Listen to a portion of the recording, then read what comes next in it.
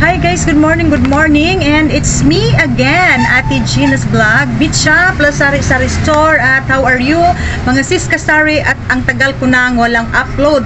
Umaabot na ng 3 months kasi ako'y tinatamad guys, at ang dami naming trabaho dito, busy. And then noong April, May ay nagkasakit ako ng shingles. So kaya nga wala akong ganang mag-video, mag-edit ng video at mag-upload kasi yung shingles kasi guys ay parang chicken pox, no? Pag nagkaroon ka na ng chicken pox sa bata ka pa, and then pag bumalik siya, matanda ka na, yun ay shingles, at napakasakit niya, no? Dito sa aking likuran, nakapalibot sa aking breast, and ang sakit-sakit talaga guys. And then may ano pa siya, nagbubutlig na may mga tubig-tubig. So almost 2 months ang healing ng kaniyang mga rashes, at saka masakit pa rin kasi ano daw siya, maliit na mga nerve na namamaga guys, ang mga maliliit na nerve, kaya nga masakit talaga siya, no? Di ba kanang kakusion kag pinagamay sa imong skin, kung dako dili sakit pero pag gamay sakit, kay naa daw tay mga gagmay na nerve diha. So yun, at almost 2 months ang healing. And then namatay ang mama ng aking mister noong May. Tapos 12 days ang kanyang ang wake, 12 days kasi hinihintay pa ng mga kapatid ng aking mister. Ang isa pa nilang kapatid, yun yung mga kaganapan namin, kaya nga hindi ako nakapag-vlog. And then noong summer, medyo mahina talaga dito sa amin guys, no? Maraming beses na hindi ako nakahit sa aking target sales. Minsan umaabot tayo, sumobra ng kaunti, pero maraming beses din na hindi ako nakaabot ng ng target sales ko every day. So yun yung mga mga kaganapan namin. And then ngayon ay pasukan na, medyo malakas-lakas na ng kaunti, pero humina talaga guys ang aking dress chicken dito kasi yung aking dating supplier sa palengke ay may tindahan na siya dito. Meron siyang grocery at may meat shop din siya, tapos direct planta ang kanyang dress chicken, and ako ay sa kanila lang kumukuha. So malaki talaga ang diferensya sa presyuhan namin, pero sa awa ng Diyos ay may benta pa rin ako dito sa aking tindahan, kahit na yung dalawang kakompetensya ko ay murang-mura lang sa kanila. Alam nyo guys, ang kuha ko sa dress chicken kung sa kanila ay 170, 163 ang quarter leg, and then ang benta nila dito 190, 178, yan yung presyuhan nila. And then ang sa akin dito ay bumapatong talaga ako ng 20%, kaya nga medyo mahal yung aking panindang dress chicken. Sa karning baboy it's okay dahil pantay-pantay lang kami, so nababawasan talaga ang aking sales sa dress chicken, pero it's okay kasi maganda talaga ang pwesto ng aking mister dito. So kahit papaano ay nakakaraos pa rin tayo at may benta pa rin tayo, pero hindi nakagaya nung una na almost every day ay magpapadeliver ako ng dress chicken. Ngayon ay every other day na guys, no? Yung aking worth, yung 20 kilos ko na guys na quarter leg, mga 2 araw, maabot pa minsan ng 3 araw. Pero noon, yung aking 20 kilos ay 1 araw lang yan siya. So yun, kikita mo talaga na malaki ang diferensya at nababawas sa aking mga panindang dress chicken. And then ang aking chicken wings noon ay ang 10 kilos, hindi siya umaabot ng 2 days. Mga 1 day lang and 1 day and a half, paghapon wala na akong display. Pero ngayon umaabot na siya ng 3 days bago mauubos ang aking 10 kilos. So yan guys, yan talaga. Kasi hindi natin control kung sino ang magbebenta din ng ng meat shop, dress chicken and karning baboy dito. So kami dito tatlo pa rin kaming magkakakompetensya, and then yung aking dalawang kompetensya direct planta sa dress chicken. Sa pork carcass pareho kami ng supplier, kaya nga makapagpantay-pantay ako sa kanila ng presyuhan. So yan guys, no, pero tuloy-tuloy pa rin tayo sa pagtitinda, i-maintain lang natin ang ating stocks. Ako dito guys, no, kahit malapit lang ko sa Lots for Less, sa NCCC, and then meron din akong kakompetensya malapit lang dito guys sa likod namin banda, ang kanyang groceries. Malaki ang kanyang groceries, pero halos magkapareho lang din kami ng presyuhan kasi yung presyo niya ay medyo mahal din sa supermarket. So umaarangkada pa rin tayo, may benta pa rin tayo. So ganito pa rin guys, no, ang aking sari-sari store. Pero ang pinaka main na ano namin paninda ay ang aking meat shop. Yun talaga ang bumubuhay sa amin. And then meron pa akong isang anak na lang guys na nag-aaral. So yun yung mga kaganapan namin dito. Okay. At may customer kami. Andyan guys. O dahil sa ilang ipalit.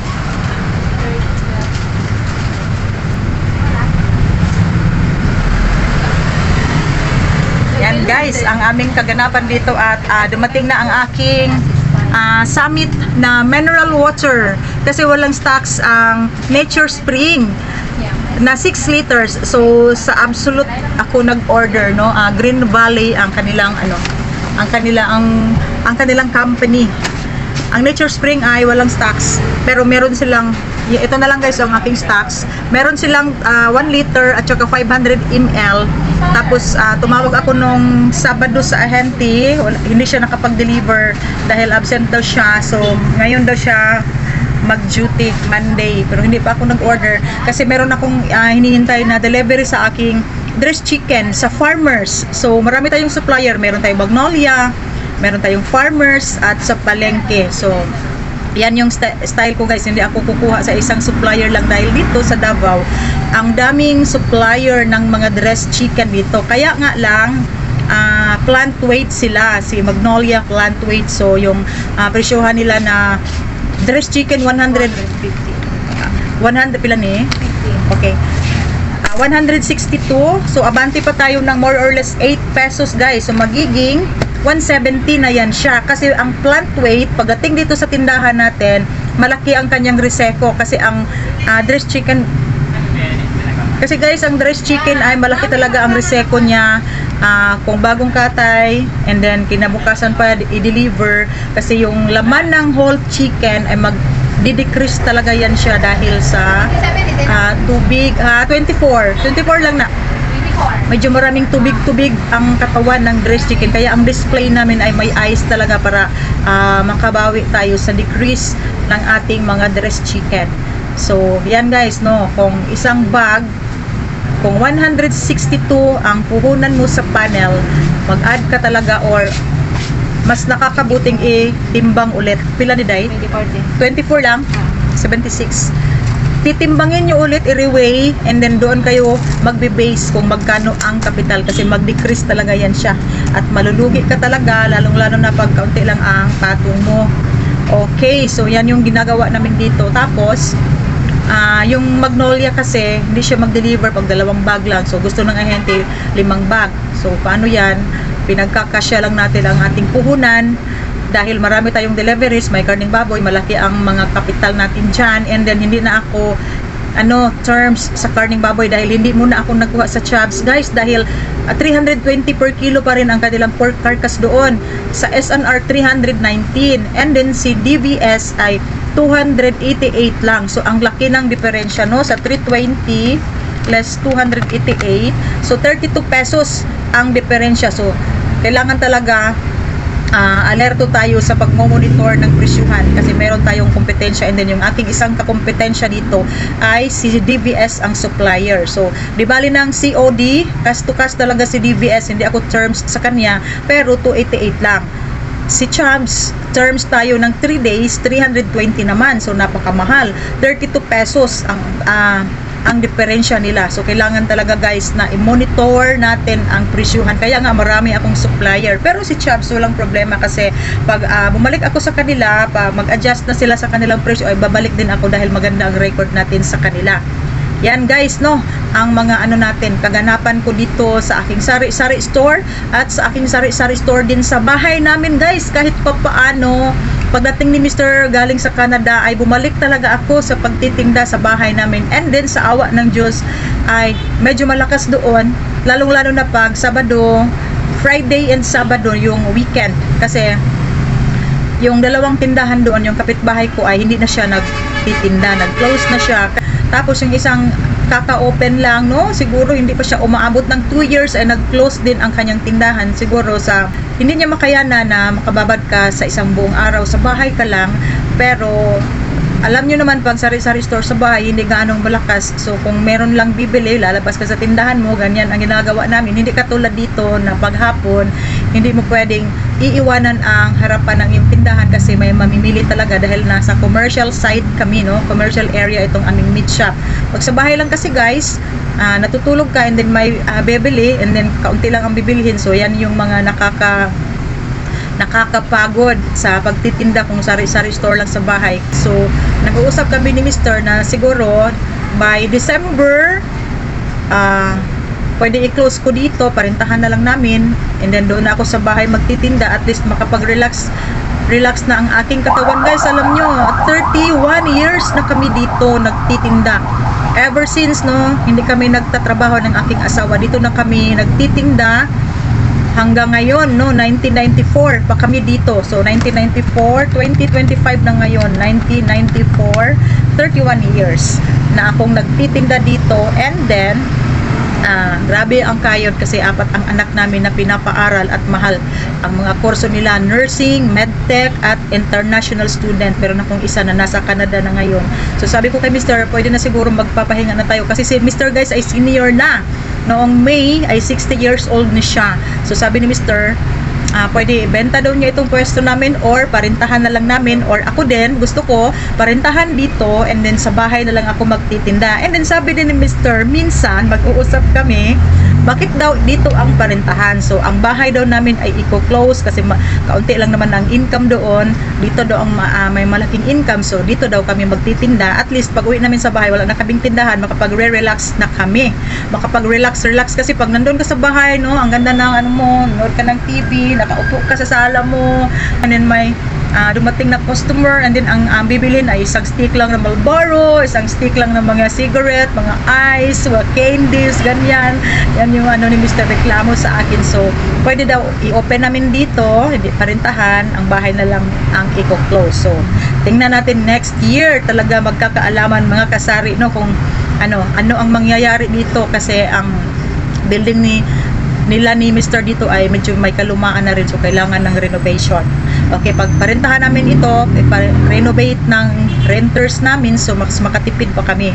Pero fix ang income namin. So titingnan muna namin sa ngayon kasi hindi pa tapos yung aking isang anak na lang guys, yung aking bunso.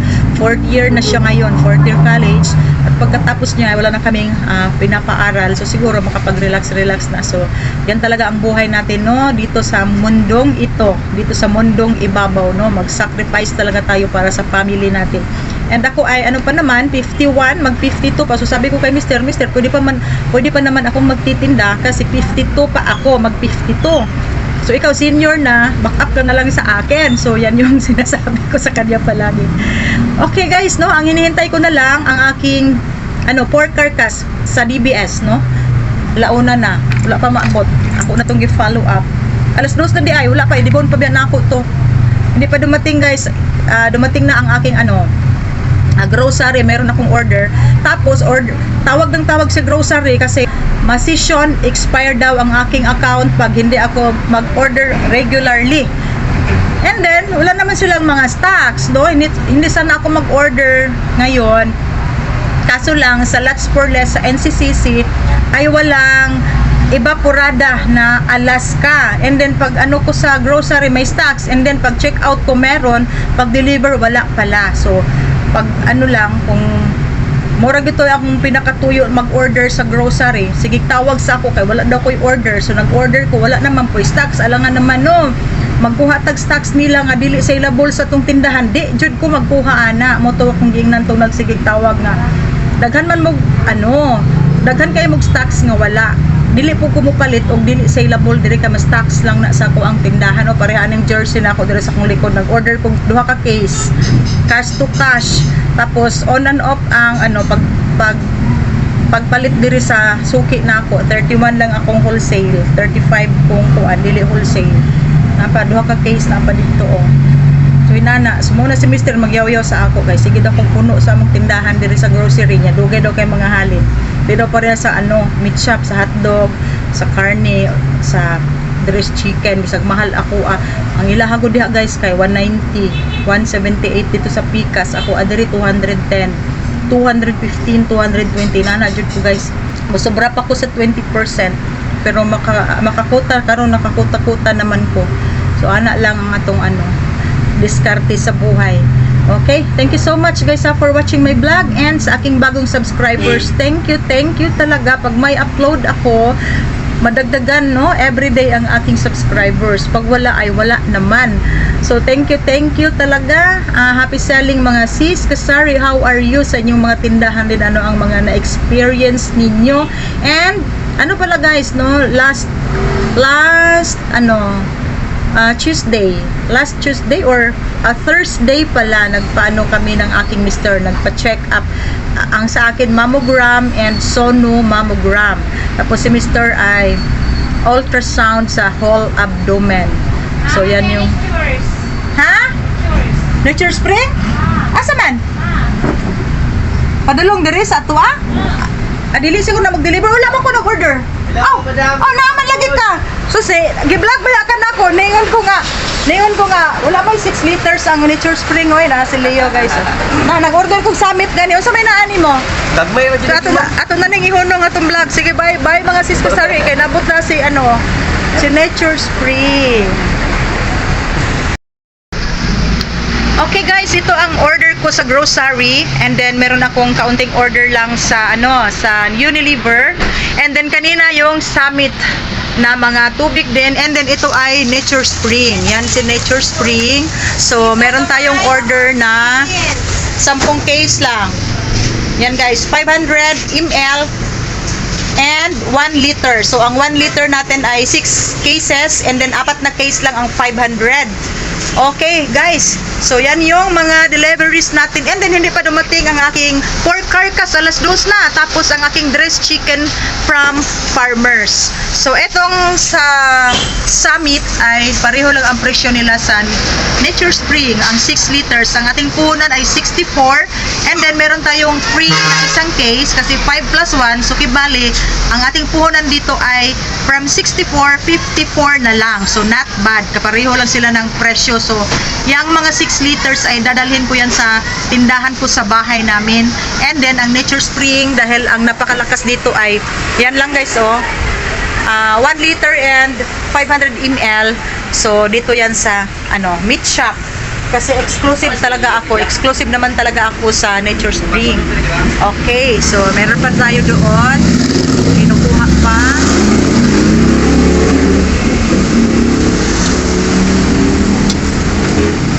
Dugay na mo wala yung 6 liters dong. So guys, sa wakas ay dumating na rin ang aking pork carcass. Ito ay 35 kilos lang. So, very fresh. Yan guys, ang ating isang slab na pork kasim, at ididibon niya ni Mr. Kukunin yung ribs niya. Tapos, magdi-display na kami kasi alas 2 na ng hapon. And yan si Marisa, kinukuha yung mga stocks na diniliver ni grocery kasi masikip na masikip sa harap ng aking lamesa. So, meron pa tayong Mountain Dew and Gatorade. So, ito yung nag-deliver, Nakamotor lang siya kasi guys, half carcass lang ang order natin. At yan na si Mr. Kinukuha na niya ang mga ribs and buto-buto sa ating 1/2 carcass. At kanina guys, may nag-deliver sa akin ng sinamak, yung lulits. And meron din siyang mga ginisang alamang. Yan guys, ginisang alamang. 30 pesos ang aking punan. Malakas na malakas yan dito. Pati itong mga sinamak ni Awi. So, dalawang klase ang ating sinamak dyan. Tapos, ako naman ang mag-slice pagkatapos ni Mr. na mag-didibone. Ano 20? Hindi dong. Dong, sulod dito dong. Para maano ang check, pag-check. Videoan na diaro, bayaran na tani. Bayaran ka na. Bingo? So guys, ito ang aking order sa CDO. Meron tayong 10 packs na mini na bingo hotdog, 250 grams, at saka 10 packs lang din ang ating jumbo.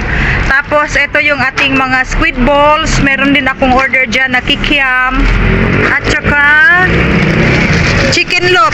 May chicken loaf na kasi si CDO. So ito yung kikiam na squid balls. Unom na siya. 6 packs lang day. 6 packs. Kikiam ang 6 pa. Napulo ang kuan. Sige. Kikiam naman. kikiam. Ang kikiam unom, ang squid balls na pulo. Oo. Okay. So muna ilang chicken loaf. Dili loose pack man lagi na dong. Ana gid siya. Mao yun siya, ma'am. Dati ganun, birthday. Mao yun So siya. ito ang kikiam. Ito guys ang bingo chicken loaf. 1.5. Ah, sige. Sige na, tagay na day. 7, 1.5 lang. 10, 1.5. 20. So 20 packs na chicken loaf sa CDO. And then ang mabayaran natin ay 1.8 lahat. So ito guys lahat ng aming ano. Magapit to? 35. Ito guys ang ating mabayaran sa ating order sa CDO. 1.861. Okay. So guys, ito ang aking order from Cashabelia sa CDO. Cashabelia ang ano nila. Tapos, nagsimula na akong magdidibon nito kasi ito guys, tatanggalin ko itong ribs niya and then ito yung pork belly natin isang slab. Tapos, hindi pa kami tapos makapag-display. Meron pa akong mga ano dyan. Pork chop, slice pa natin yan siya. Okay.